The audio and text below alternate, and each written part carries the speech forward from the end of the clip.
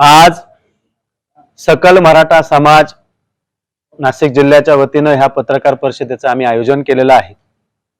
आजच्या पत्रकार परिषदेचा मुख्य विषय आहे की नाशिक लोकसभेमध्ये छगन भुजबळ यांना उमेदवारी देण्याचे संकेत महायुतीकडनं देण्यात आलेले आहेत आणि आमची स्पष्ट भूमिका आहे। एखादा व्यक्ती, एखादा राजकीय नेता जेव्हा एखाद्या समाजावर अत्यंत खालच्या पातळीवर जाऊन टीका टिप्पणी करतो, त्या समाजाला त्याच्या हक्कापासून वंचित ठेवण्याचं काम करतात। अशा व्यक्तीला नाशिक जिल्ह्यातून विरोध असताना त्या उमेदवारासाठी म्हणजे छगन भुजबळांसाठी महायुती का पायगाड्या घालते आहे? ही जागा कोणाकडे आहे, कोणाला सुटणार आहे, आम्हाला त्याच्याशी काही मतलब नाही। आणि मी पहिले स्पष्ट करतो, ही पत्रकार परिषद काय कुठल्या पक्षाच्या उमेदवाराला उमेदवारी द्या म्हणून नाही, मराठा समाजाला विरोध करणाऱ्या छगन भुजबळांच्या विरोधात आहे। ज्या छगन भुजबळांनी मराठा योद्धा जरांगे पाटील यांनी मराठा आरक्षण मिळावं, ओबीसीतून 50% आत मिळावं, यासाठी ज्यावेळेस लढा उभा केला, त्यावेळेस छगन भुजबळांनी अत्यंत खालच्या पातळीला जाऊन मनोज जरांगे पाटलांवरच नव्हे तर मराठा समाजावर सुद्धा टीका केली, जाती जातींमध्ये वाद लावण्याचं काम केलं, इतर जातींना कारण नसताना मराठा समाजाच्या अंगावर सोडण्याचं काम जातीयवादी छगन भुजबळांनी केलं असल्यामुळे या नाशिक लोकसभा मतदारसंघात आम्ही महायुतीला या पत्रकार परिषदेमधून इशारा देतो की तुम्ही छगन भुजबळांना उमेदवारी देऊन तुमच्या पायावर धोंडा मारून घेऊ नका। आम्ही पंकजाताईंना विरोध केला नाहीये, आम्ही महादेव जानकरांना विरोध केला नाहीये, आम्ही छगन भुजबळांना का विरोध करतोय तर छगन भुजबळ सातत्यानं मराठ्यांच्या विरोधात आहेत। हेच छगन भुजबळ ज्यांच्याबद्दल मराठा समाज प्रचंड तीव्र संतोष आहे, राग आहे। आज तुम्ही नाशिक मधल्या मतदारसंघात ही महायुती म्हणते की आम्ही सर्वेवर चालतो।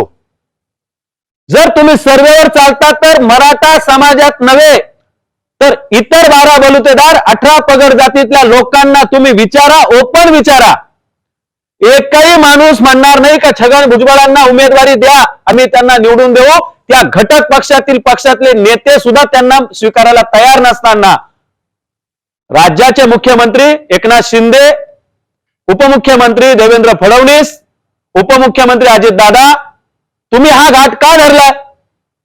तुम्ही मराठ्यांच्या विरोधात भुजबळांना देऊन एक प्रकारे समाजाच्या या जखमेवर मीठ चोळण्याचं काम करतायत, एक प्रकारे समाजाला तुम्ही डिचवण्याचं काम करताय। मग तुम्हाला मराठा समाज आणि समाजाची मतं किंवा त्या प्रश्नांची गरज राहिली नाही का?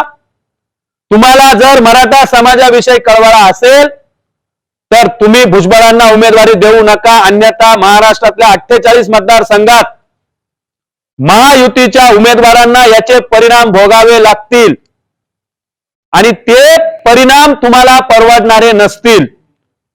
मग मराठा समाज ज्यावेळेस भुजबळांना विरोध करतो त्यावेळेस आम्हाला जातीयवाद करता म्हणून बोलल्या जातं। अहो, त्या छगन भुजबळांनी संविधानिक पदावर बसलेले असताना ज्या पद्धतीनं मराठा समाजाच्या विरोधात गरळ ओकली, हा सरकार आहे, मुख्यमंत्री आहे, उपमुख्यमंत्री आहे, त्या ठिकाणी सचिव आहेत, आयोग आहे, त्या सर्वांनी मिळून मराठा समाजाला 50% आरक्षण देऊन ते जर न्यायालयात गेलं असतं तर त्या ठिकाणी न्यायालय लढाई भुजबळ जर त्यांच्या ओबीसीचे ते तथाकथित नेते स्वतःला म्हणतात त्यावेळेस लढले असते तर आम्हाला मान्य झालं असतं की ते न्यायालयात गेले, न्यायप्रविष्ट त्यांनी ती भूमिका बजावली।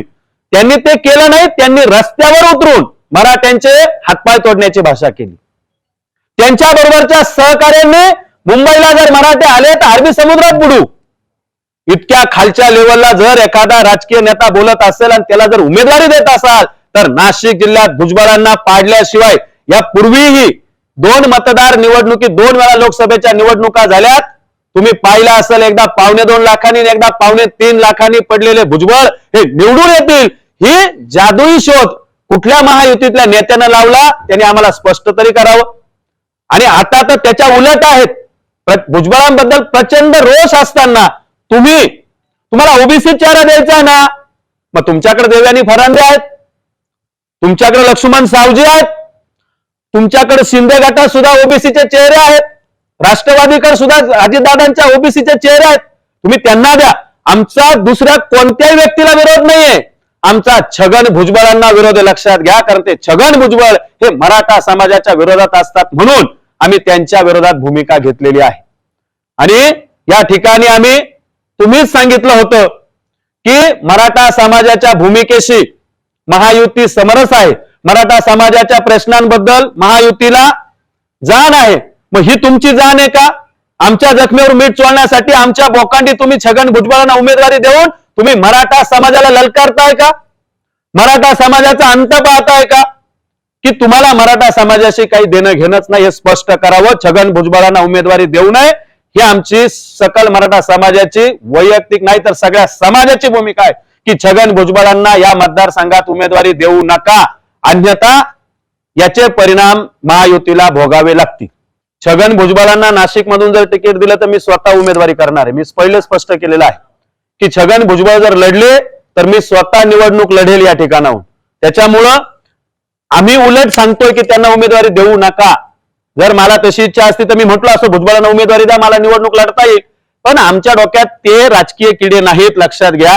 जर भुजबळ लढले तर 100% लढणार ना, का लढायचं नाही? मग आम्ही समाजाचा उमेदवार देऊ आणि भुजबळ या महायुतीला त्यांची ताकद पण दाखवून देऊ. पण ही महाराष्ट्रात नडेल, ही काही एका मतदारसंघापुरतं नाही, लक्षात घ्या.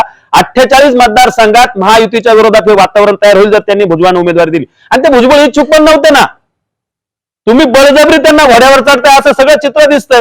या भुजबळांनी काही तयारी केली नाही, त्यांना अचानक वरतून आदेश आला. ते सांगतात की मला वरतून आदेश आला आणि मला उमेदवारी करायला सांगितली. हे काही कळत नाही ना चित्र. हे चित्र स्पष्ट करणार का नाही?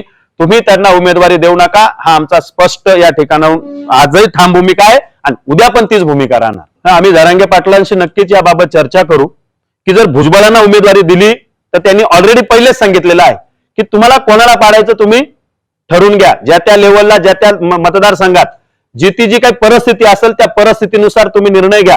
पण छगन भुजबळ जर या ठिकाणी उमेदवारी करणार असतील तर निश्चितपणे छगन भुजबळांच्या बाबत आम्ही सकल मराठा समाज शिष्टमंडळ जरांगे पाटलांकडे जाऊ आणि त्यांना या ठिकाणी भूमिका स्पष्ट करायला लावू. कारण भुजबळ हे एकमेव आहे जे मराठा समाजाच्या आड येत आहे.